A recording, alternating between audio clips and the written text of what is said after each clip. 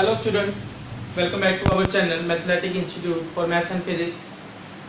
So जो आज का हमारा जो टॉपिक है, आज काफ़ी दिनों बाद वीडियो पोस्ट होने लगी है. तो आज का जो टॉपिक है वो है class 11 physics, acceleration and equation of motion. तो आज हम ये टॉपिक डिस्कस करने वाले हैं. हमारा एक तो acceleration and second one is equation of motion. तो स्टार्ट करते हैं.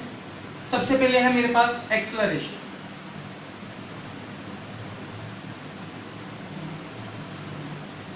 आपने सुना हुआ लोअर क्लासेस के अंदर भी कि एक्सेलरेशन बाय डेफिनेशन अगर मैं बात करूं तो एक्सेलरेशन क्या होता है?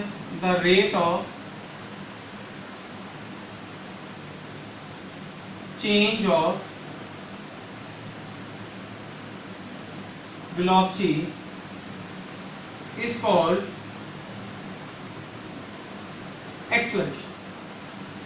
इसको समझते हैं हम. कहता जो मेरी वेलोसिटी है वो कितनी चेंज होगी, उस चीज को क्या बोला जाता है? एक्सेलरेशन बोला जाता है. मैं इसके एक एग्जांपल लेता हूं, कंसीडर करता हूं. सपोज कोई बंदा पहले ही साइकिल पे ना साइकिल चला रहा है, वो साइकिल से जा रहा है, ठीक है, with a general velocity. Suppose कि वो साइकिल से ट्रेवल कर रहा है with a velocity of 10 metre per second. आपने क्या किया? उसको पीछे से धक्का लगाना स्टार्ट कर दिया. पहले से चल ही रहा था.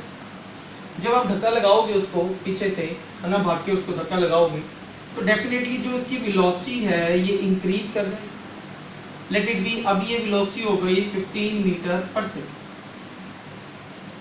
सो अब जो ये चेंज हुआ वेलोसिटी में, पहले कितना था? 10 मीटर पर सेकेंड. अब कितना हो गया? 15 मीटर पर सेकेंड. सो जो ये चेंज है, चेंज इन वेलोसिटी, इस चेंज इन वेलोसिटी को ही क्या बोला जाता है? एक्सेलरेशन बोला जाता है. That is this minus this divided by जो टाइम लगा, ठीक है, डिवाइडेड बाय जो टाइम हो, तो इसको क्या बोला जाता है? एक्सेलरेशन बोला जाता है. कि जितनी भी वेलोसिटी चेंज हो रही है उसके लिए कंडीशन एक है. वो कंडीशन क्या है? कि बॉडी पहले से ही मोशन में होनी चाहिए. देखो ना, ये मैंने एग्जांपल लिया जो अभी, इसके अंदर मैंने बोला था जो साइकिल है वो चल रही है पहले से 10 की स्पीड, आपने उसकी स्पीड 15 कर दी, उसको धक्का लगा, ठीक है, वो पहले से चल रही है.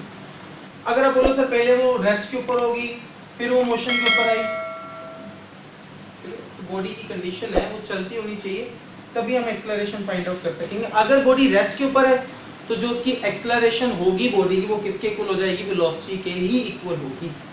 एग्जांपल के लिए सपोज कोई बंदा रेस्ट के ऊपर है,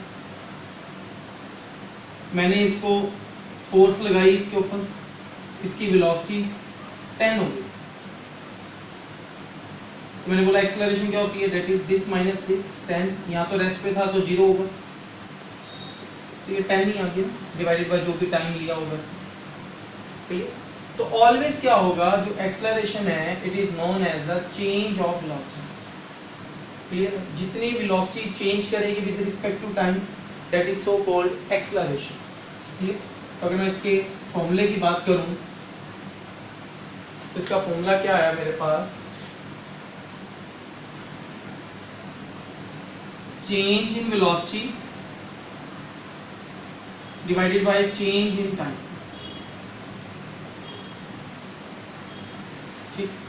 सो चेंज इन वेलोसिटी का मतलब क्या? वेलोसिटी चेंज हो रही है. मैंने पहले बोला था जैसे एग्जांपल ली साइकिल वाली की, पहले ये 10 की स्पीड पे था, बाद में इसकी स्पीड 15 हो गई.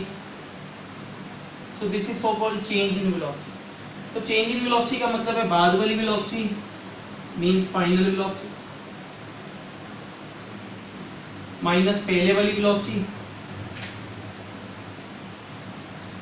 initial velocity divided by change in time. Further मैं इसको ऐसे भी लिख सकता हूँ, फाइनल वेलोसिटी को हम v से काउंट करते हैं, बाद वाली वेलोसिटी को v से लिखते हैं, माइनस इनिशियल वेलोसिटी को हम u से लिखते हैं. Divided by change in time. Clear? तो ये मेरे पास एक्सेलरेशन का फॉर्मूला बन जाएगा v minus you bye change in time. आपने लोअर क्लासेस के अंदर भी स्टडी किया। यूनिट की अगर मैं बात करूं तो यूनिट क्या हो, ऊपर है वेलोसिटी, वेलोसिटी की यूनिट हमने क्या स्टडी किया है, मीटर पर सेकंड होती है, डिवाइडेड बाय टाइम, टाइम की यूनिट क्या होते हैं, सेकंड होते हैं, तो ये बन जाएगा मीटर पर सेकंड। तो ये है एक्सेलरेशन। होप यू अंडरस्टैंड कि एक्सेलरेशन क्या है, कि अगर किसी बॉडी को हमने फोर्स लगा के उसकी स्पीड को इंक्रीज कर दिया, उसकी वेलोसिटी को चेंज कर दिया। क्लियर है? और अच्छा, ये जरूरी नहीं है कि वो जो चेंज होगा सपोज की वेलोसिटी हमेशा बढ़ेगी, नहीं, इसकी एक और एग्जांपल ऐसे भी ले सकते हो, माइनस में भी हो सकती है। वो कैसे? सपोज आप बाइक चला रहे हो 80 की स्पीड, आपकी इनिशियल वेलोसिटी होगी, सपोज ये बाइक है, आप बाइक चला रहे हो 80 की स्पीड पर, आपने ब्रेक लगा दी तो डेफिनेटली बाइक जो धीरे धीरे 40 पे आएगी, कम हो जाएगी, है ना? तो ये ब्रेक लगाने से कम भी तो होगी। अब अगर एक्सेलरेशन निकालूं मैं, फाइनल बाद वाली माइनस डिवाइडेड बाय टाइम। अब देखो इस केस में वैल्यू जो है नेगेटिव भी आ सकती है एक्सेलरेशन। तो ये जरूरी नहीं है कि वेलोसिटी हमेशा इंक्रीज ही होगी, अगर आप वो लगाते हो डिक्रीज भी तो हो सकती है। क्लियर? तो ब्रेक लगाऊंगा तो ये देखो एक्सेलरेशन डिक्रीज भी तो हो रही है। क्लियर? यहाँ पे मैं उसको फोर्स लगा रहा था तो एक्सेलरेशन इंक्रीज भी तो हो रही थी। क्लियर? तो पॉसिबिलिटी दोनों की है। क्लियर? तो ब्रेक लगा रहे हैं तो वो डिक्रीज हो जाएगी, और अगर नहीं लगा रहे, अगर फोर्स लगा रहे हैं तो वो इंक्रीज हो जाएगी। तो ये इंपॉर्टेंट कंसेप्ट था हमारे पास एक्सेलरेशन का, उसी से रिलेटेड था जो इससे पहले हमने स्पीड वेलोसिटी हमने डिस्कस किया हुआ। चलते हैं आगे फिर। इसके बाद अब नेक्स्ट जो हमारे पास है वो है इक्वेशन ऑफ मोशन। बड़ा इंपॉर्टेंट है, लोअर क्लासेस में भी स्टडी किया हमने,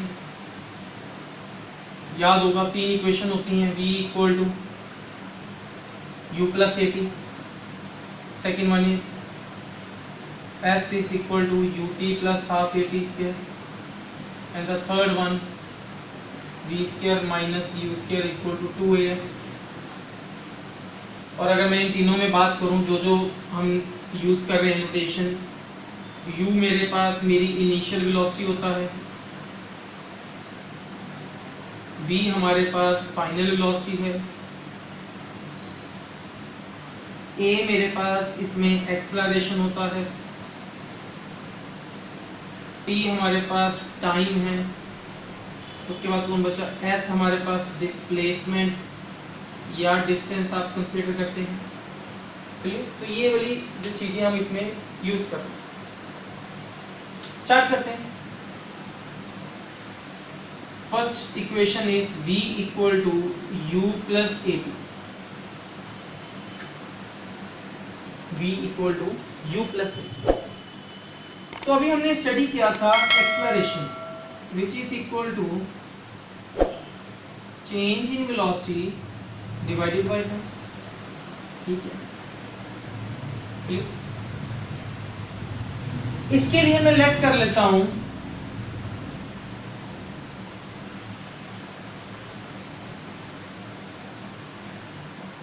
is moving with initial velocity u and after some time it acquire velocity v। Let कर लिया कि मेरा कोई ऑब्जेक्ट है जो मूव कर रहा है with some initial velocity u and after some time वो वेलोसिटी एक्वायर कर रहा है मेरे पास v। तो एक्सेलरेशन का भी हमने फॉर्मूला रीड किया था, दैट इज अगर वो पहले u से मूव कर रहा है, बाद में उसकी वेलोसिटी v हो जाती है ड्यूरिंग टाइम t, तो एक्सेलरेशन का फॉर्मूला भी हमने क्या किया है, final velocity minus initial velocity divided by time. तो क्या करें, बड़ा सिंपल है, इसको क्रॉस मल्टीप्लाई करवा लो, तो ये आ गया माइनस u उधर आके प्लस हो जाएगा, that is v equal to u plus a t. तो बड़ी सिंपल सी इक्वेशन, फर्स्ट इक्वेशन को तो ड्राइव करना बहुत सिंपल है। ठीक है, हमने एक्सेलरेशन का ही फॉर्मूला यूज़ किया और हमारे पास जो इक्वेशन है वो प्रूफ हो गई, that is v equal to u plus a t. ठीक है, सेकेंड इक्वेशन के ऊपर मूव करते हैं।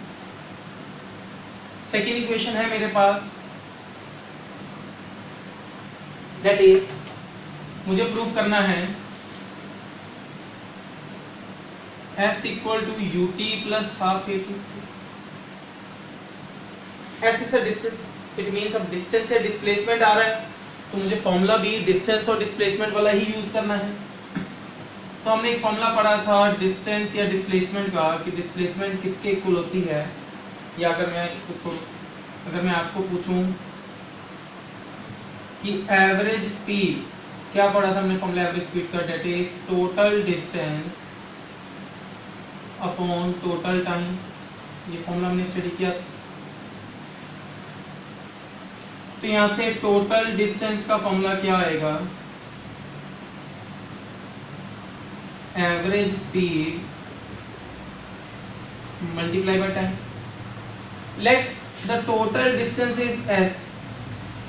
एवरेज स्पीड, कोई पार्टिकल था जो मूव कर रहा है, initial velocity u, final velocity उसकी v है, तो एवरेज हमें कैसे निकालते हैं, दो वेलोसिटीज हैं, तो एवरेज कैसे निकालते हैं, u plus v divided by 2 into time t। अच्छा, अभी हमने स्टडी किया था u का, सॉरी v, अभी हमने फर्स्ट इक्वेशन में पढ़ा था कि v की वैल्यू किसके इक्वल होती है, u प्लस ए टी में पुट कर दूं, v की value u plus a t into t, मैं यहाँ पे लिख देता हूँ as v equal to u plus a t. क्या बनाइए, s equal to u plus u 2u plus a t divided by 2 into t. इनको मल्टीप्लाई करवाऊंगा तो ये बन जाएगा 2ut plus a t square divided by 2 था, तो दोनों को नीचे 2 अलग अलग कर, तो ये 2 से ये 2 कैंसिल, तो ये आंसर आ गया ut plus half a t square. बड़ी सिंपल सी इक्वेशंस है हमारे पास। ये बन गया हमारे पास s equal to u t plus half a t square, क्योंकि in that equation displacement given थी या डिस्टेंस गिवन था, तो हमने डिस्टेंस वाला ही फॉर्मूला अप्लाई करना। ठीक है, अब पोस्ट करके इसको नोट कर लेंगे। ठीक है, साथ साथ करते रहेंगे, पोस्ट करके कर लिया होगा, रब कर दूँ, आप पोस्ट करके आपने तो कर ही लेना। हम चलो इसको आगे, ये एक तरह की आपकी रिवीजन ही हो रही है यहाँ पर। रीजन क्योंकि ये सारा कुछ हमने जो है लोअर क्लास 9th के अंदर स्टडी किया होगा। ठीक है, जो कंसेप्ट बहुत डीप में जाने वाला होगा, जैसे वो था हमारे पास डिस्टेंस डिस्प्लेसमेंट, उसके ऑब्जेक्टिव भी कराए थे, वो बहुत डीप में जाने वाला था, बहुत सारी नई चीज़ें थी, मैं उसके अंदर लेकर गया था आपको। ठीक है, तो इसके अंदर अभी ऐसा कुछ नहीं है, जब न्यूमेरिकल करेंगे इसके फिर बड़ा इंपॉर्टेंट काम आएगा, अभी के लिए तो सिर्फ इक्वेशंस ही हैं। Similarly third equation, v square minus u square equal to 2s। अब इस इक्वेशन में नोट करने वाली बात ये है कि इसमें v भी है, u भी है, a भी है, s भी है, सिर्फ t नहीं है, t नहीं है दैट इक्वेशन। तो हम क्या करेंगे, हम फर्स्ट इक्वेशन से t की वैल्यू निकालेंगे। कितनी आ जाएगी t की value, v minus u by a, और इसको पुट कर देंगे सेकेंड इक्वेशन में। फर्स्ट इक्वेशन से t की वैल्यू निकाली, इसको सेकंड में पुट कर दो, देखो क्या बनेगा, u इंटू टी, टी की value v minus u by a, t square v minus u by a का होल स्क्वायर।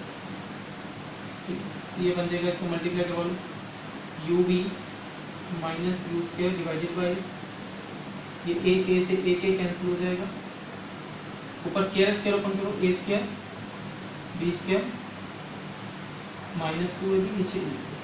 ठीक है, दोनों का एलसीएम कंसीडर कर लो, ये a और ये 2a, तो एलसीएम विल बी 2a, इसको 2 से मल्टीप्लाई करवाना, 2uv minus u square plus v square plus u square minus 2, ये cancel, minus u square, two आएगा ना, टू से मल्टीप्लाई करो, minus two u square plus u square, minus u square plus v square divided by 2, इसको cross multiply करा लो, ये भी proof हो गया। That is our third equation, v square minus u square equal to 2as। बड़ा simple सा concept है इन तीनों ही इक्वेशंस को डिराइव करने का। क्लियर? तो मैंने फर्स्ट इक्वेशन ऐसा क्यों किया, क्योंकि ये जो थर्ड इक्वेशन है मुझे दिखाई दे रहा है कि इन दिस इक्वेशन जो मेरे पास t है वो नहीं है ना, बाकी सारे के सारे वेरिएबल्स जो है मेरे पास अवेलेबल हैं, सिर्फ एक t है जो मेरे पास अवेलेबल नहीं है। तो मैंने क्या किया, t को इसका मतलब एलिमिनेट करना था। कैसे किया, तो फर्स्ट इक्वेशन से t की वैल्यू फाइंड आउट की, सेकंड में पुट कर दी, t एलिमिनेट हो गया और मेरे पास ये रिजल्ट प्रूफ हो गया। क्लियर? तो ये बड़ा सिंपल सा काम था इक्वेशंस ऑफ मोशन को डिराइव करना। चलिए आगे इसको रब कर दें।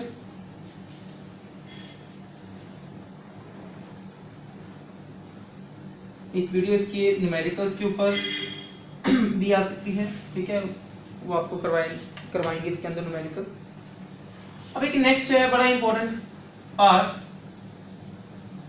जो अपने लोअर क्लासेस में नहीं किया हुआ properly, distance travelled in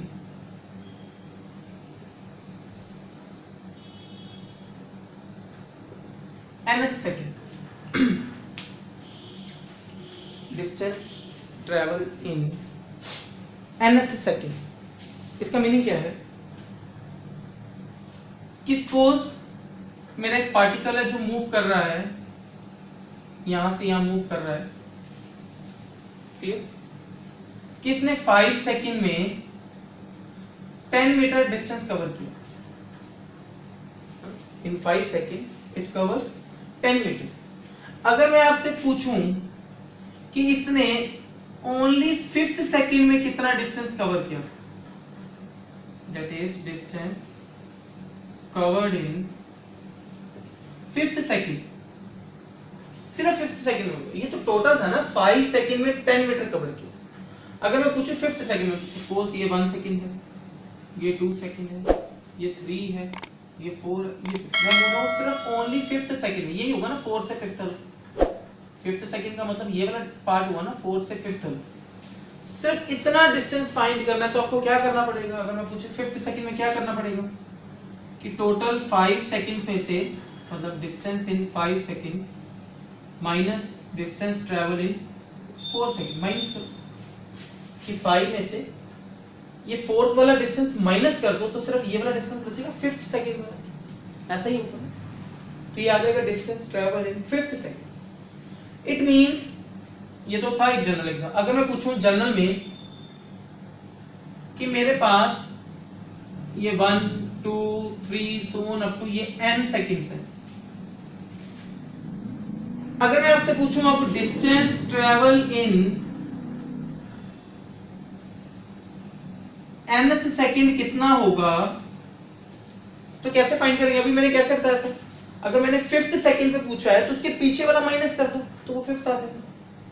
5th के पीछे वाला कौन था 4, तो 4 को माइनस करवा दो।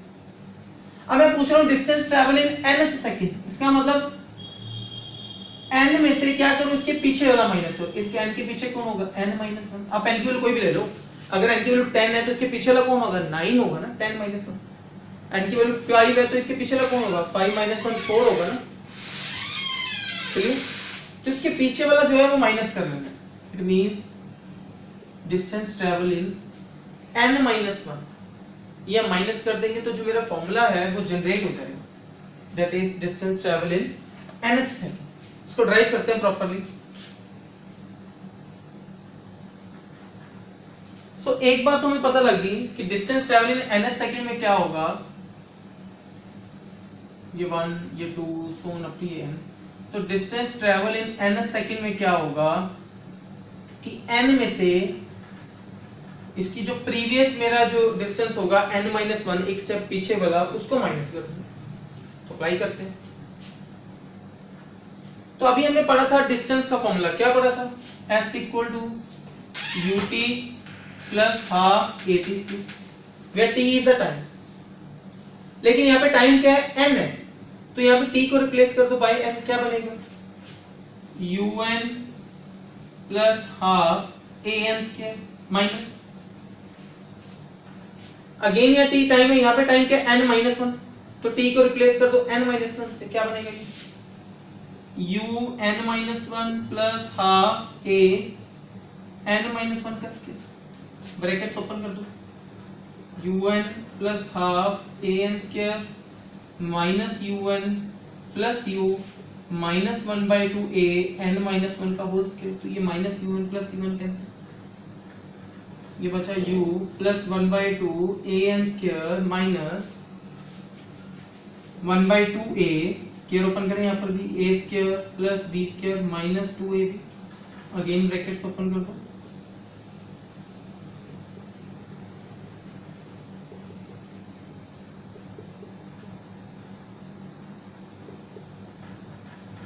ये भी कैंसिल हो गया, फिर आ गया u minus one by two A plus A that is the distance travel in n second, एक फॉर्मूला जनरेट कर लेंगे। तो अगर आपसे पूछे distance travel in fifth second, अब हम डायरेक्टली क्या करेंगे n की वैल्यू 5 पुट कर देंगे, a is the acceleration, u is the initial velocity, ये आपको गिवन होंगे, तो आप n की वैल्यू पुट कर दीजिए 5।